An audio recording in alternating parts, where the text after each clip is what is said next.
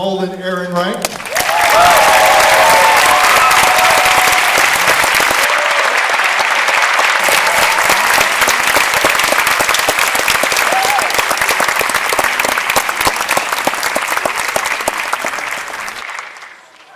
And we are very fortunate to have another luminary from the Star Wars galaxy.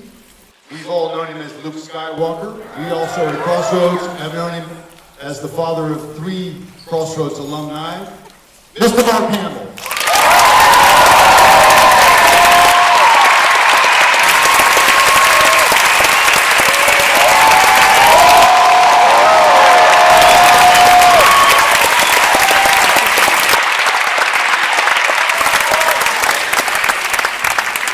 And we feel very lucky tonight to have another member of the Star Wars galaxy from the Hosney system, one of Crossroads' most illustrious teachers, Mr. Jim Hosney, please.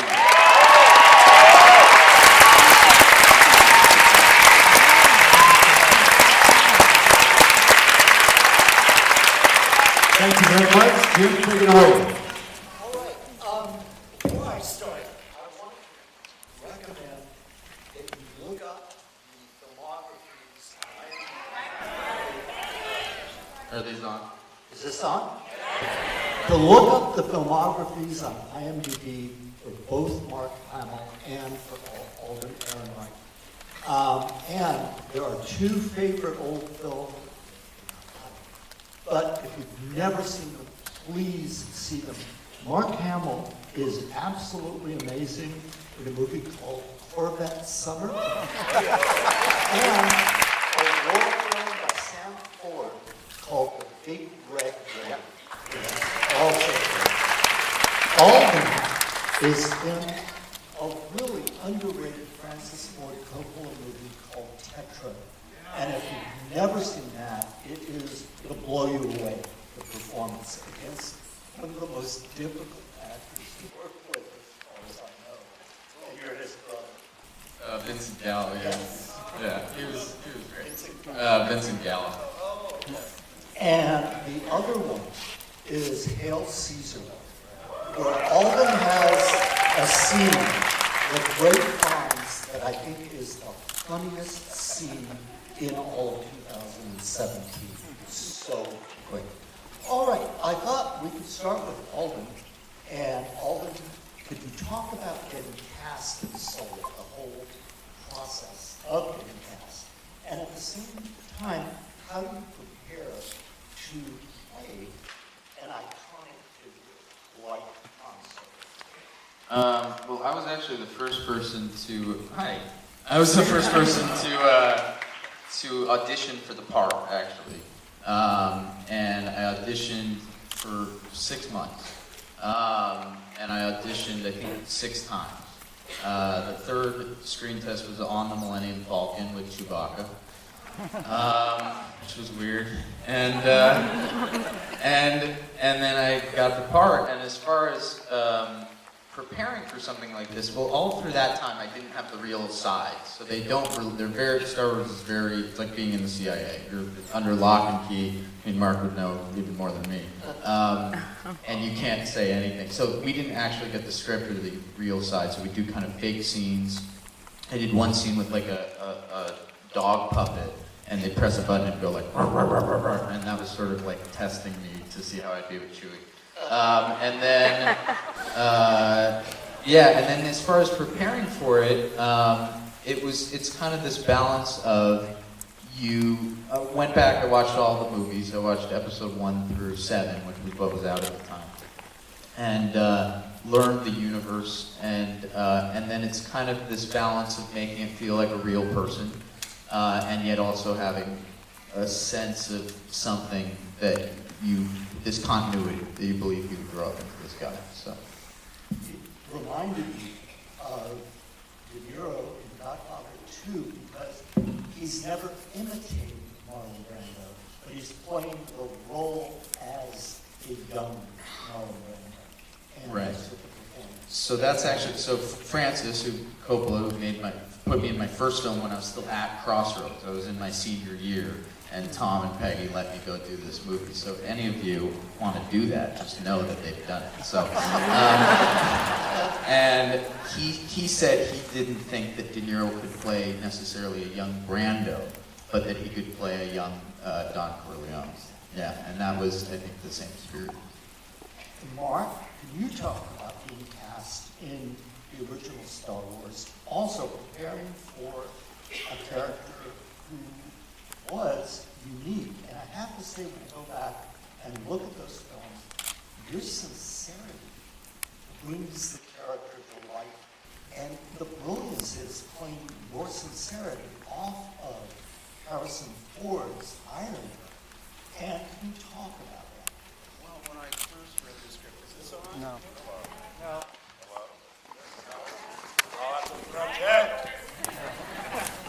Hello? I read the script, and the first thing that struck me was, this isn't science fiction, it's like a fairy tale. There's a princess, there's a farm boy, there's a space pirate, there's a wizard. And I was 24, and of course the first thing I thought was, I want to be Han Solo. He's cynical, he's a skeptic, he's a wisecracker. I mean, who wouldn't be? And it's perfectly in character for Luke to aspire to be as worldly as Han Solo. You know, we're sort of adversaries at first, but become best friends.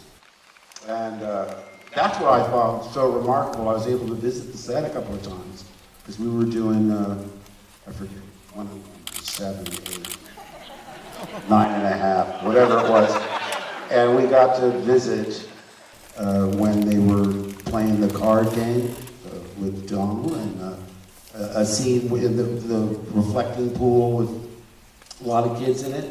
And I don't know if I told Alden this, but I was watching and I was thinking, what he's doing so perfectly is he's channeling the spirit, the soul of the character without actually doing Harrison Ford. Which is so smart, because he's not meant to be what Harrison is now. He's the embryonic version. He's becoming what Han Solo is. And I just thought, far be it from me. Usually if I give you advice, do the opposite. I met Arnold Schwarzenegger early in his career, and I said, can I be honest with you? You got to change that name. Nobody's going to be able to pronounce it. And if you lose your accent, it'll open up a whole world of other roles for you. Within 18 months, he was the biggest star in Hollywood. So no, I would never presume to give anyone advice, but not only Alden, but watching Donald, I thought, oh my gosh, this is perfection. And that's what I enjoyed about the film so much. Number one, I'm not in it, so there's no pressure. That's why I enjoyed Rogue One so much. There was 100% less Hamill. So there's no anxiety. And I thought, Solo's just nonstop fun. It's just, it's a flat-out Western, and I really enjoyed it, the heck out of it. Elements of film noir. Yeah. Noir. I mean, when the second time you see her, she looks like the film noir. Yeah. Yeah, well, that's it. There's so many interesting characters. I mean, and I'm telling you, when he gets thrown in the pit, I said, flashbacks. I've been thrown in a pit. The next thing, a Rancor came out. But it totally fooled me. Even when I saw the partial shot of Chewie, I expected the reverse to be a big monster. That totally surprised me. All throughout, it was just a delight from start to finish. You know, the weird thing is, a friend of mine took me to Fox to see Star Wars. I got it. A friend of mine took me to Fox about a couple of weeks before Star Wars came out. And he said, the studio really hates this movie, and they don't think it's going to do any business. From the moment, the scene from The Searchers, where you're looking at the burning building, from that moment on, I was a kid again. And I wished I had money in the bank, because I said, if I had money, I would go out and put as much of it into 20th century Fox stock. Get that stock. Well, I had it harder than Alden because at least there was an established set of movies for him to reference. We got sides for a screen test, and I couldn't figure out. I said, who talks like this? I mean, is this meant to be, I was trying to, it was Harrison did my screen test, and he had been in American Graffiti, and I said, is this like, are we sending this up? Is this like a Mel Brooks movie? Or, because it's so goofy. We're in the cockpit going towards the Death Star. That's no moon, it's a space station. They took Chewie and Obi-Wan out. And I thought, wait a second, this line, but we can't turn back. Fear's their greatest defense. I doubt if the actual security there is any greater than it was on Aquilai or Solace, and what there is most likely directed towards a large-scale assault. I said, who talks like this? And you have to make it sound like you're thinking of it for the first time. So, I mean, it was really, really stylized. And so I went to George and I said, is this sort of like, is it kind of tongue-in-cheek? And you could see him physically recoil, He said, well, let's just do it and we'll talk about it later. Which is something I heard for the next 10 years, because he'd always say, let's just do it and we'll talk about it later, meaning, let's just do it and we'll never talk about it later. That's a good tip for aspiring directors. Famous story that Harrison Ford said to George Lucas, you can type this blank, but you can't say it. Yeah. And Well, the morning of the scene, we shared a car on the first one. By the second movie, we all had our own cars. Carrie had her own car, and Harrison and they picked me up first. We go to Harrison's place. So the morning he was supposed to shoot, it'll take a few moments for the Navicomputer to calculate the coordinates. And he was doing it over and over. It'll take a few moments for the Navicomputer to calculate the coordinates. I said, I love the sound of it. It's so musical. It'll take a few moments for the Navicomputer to calculate the coordinates. Now watch the movie. It'll take a while for the Navicomputer to kick in. When push came to shove, I mean, there's squibs going off. I mean, there's so much distraction. It's not like you're sitting in your living room quietly learning your lines. But we had so much fun, and I think that's reflected in any movie. You can tell if the fun is infectious. If the performers are having a good time, the audience has a better chance of enjoying it as well. Alden, how did you have to readjust when Ron Howard came on to direct the film? And is any of your earlier stuff still in the movie? Yeah, there's there's some of it still in there, and I don't know exactly what the ratio is. For me personally, Ron came in and kind of just said, keep going in the direction you're going, which was a relief. And we shot for a while, so it was, and I loved working with Philip Chris, so it was disappointing that original version it wasn't gonna pan out. But then, Ron came on and is just wonderful. I mean, a wonderful guy and a wonderful director, and has kind of done a whole movie for every sequence of this movie. So Apollo 13, spaceships, and Aircraft, the action stuff, and a lot of comedies and romantic stuff. So he just is, he's wonderful. He's great working. Mark, what was it like coming back to Star Wars and then working with somebody in the new cast? Because your scenes with Daisy Ridley in The Last Jedi are wonderful. But was it like a readjustment? Well, we never expected to come back. We had a beginning, middle, and end. I figured if they went on, it would be an entirely new cast. But, I've become so fond of Harrison and Carrie and Peter, everybody, Tony Daniels, a lot. So it was like an unexpected reunion that, it was just like an unexpected, it's like finding, a $10 bill in the back of your closet and a pair of jeans you haven't worn in 20 years. So, this time I could appreciate it in a way I couldn't when I was in my 20s. Because, you just take things for granted. Over the years I thought, well, something new will come along that's sparklier and brighter and it will be sort of fade into the distance. The longevity of it is what's so astonishing. And the way it's generational, where the original fans grew up now. They have kids, and they're showing it. So it's just become part of the pop culture fabric, like Davy Crockett or, I don't know, but again, great fun. And I'm so, I mean, what a great cast. I mean, Oscar Isaac and, you know, everybody, Benicio del Toro, Return, all these people. It's like one of the best casts I've ever been near. Because I only got to work with Daisy and Adam Driver, but very much isolated. So I was sort of separate from the rest of the cast. But those films are all episodic anyway, cutting across. But, you know, that's why I was able to visit Alden's set. Because I had a lot of free time. They were being shot at the same time. Yeah, I think we were doing, again, you know, it gets muddy in my head, you know, because I realized I think actually the end of 7 is really the beginning of episode 8. I mean, episode 7's over. And this is like a little coda at the end. But it didn't surprise me when I saw how brief my role was. What surprised me, sort of disappointed me, is when I realized, I'm never going to get to work with Harrison again. That's tough. So, I only asked for 2 things. No cameos and a run of the trilogy contract. So I'm over 2.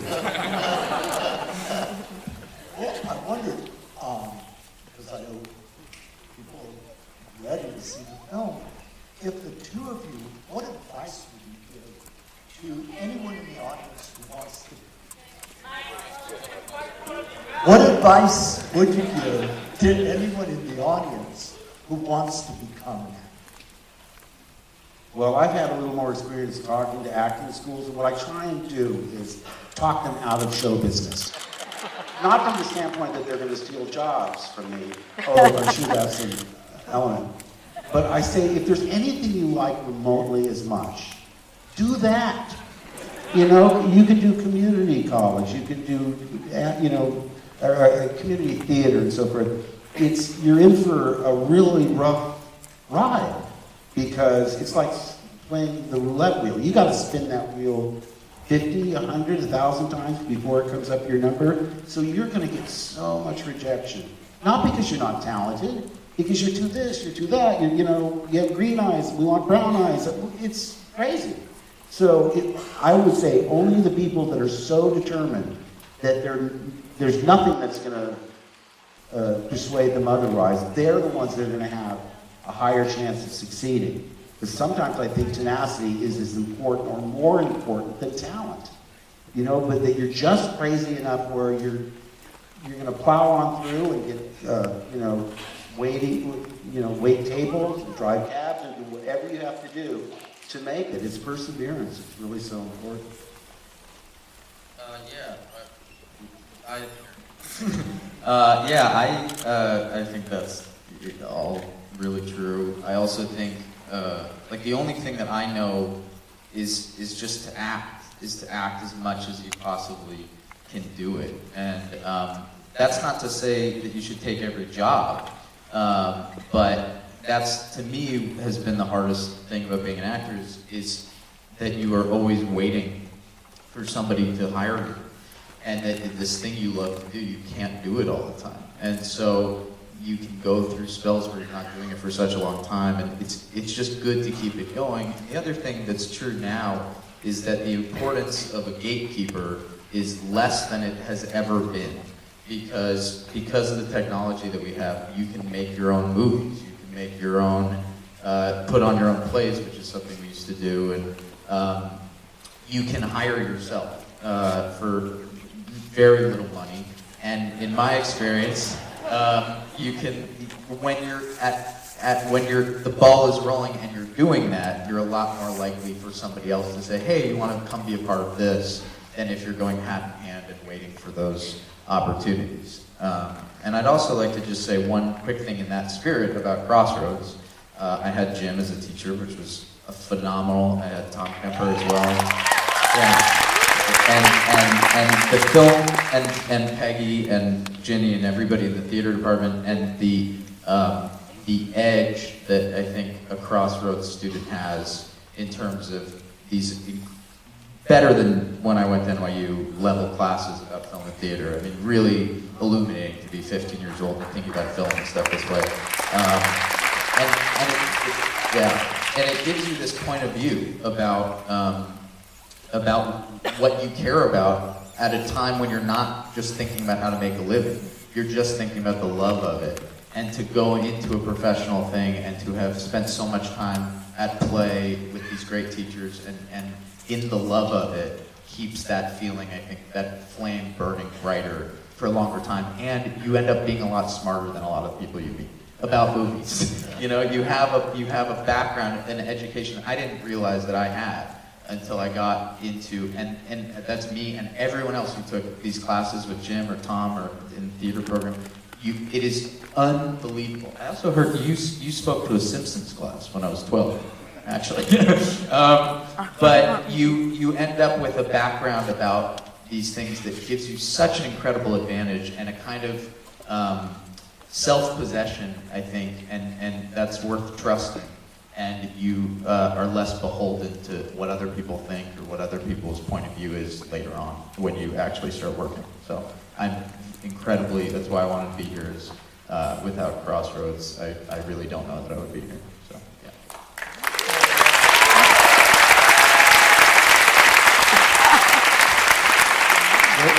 We want to thank you both for being here tonight, and you're about to experience a wonderful film. More fun, although some of it's pretty dark, but think about a Western frosted film noir, and see what's going on in the movie. Thank you all for coming tonight. Have fun. Mr. Jim Hosney, Alden Ehrenreich, Mark Hamill. Thank you so much.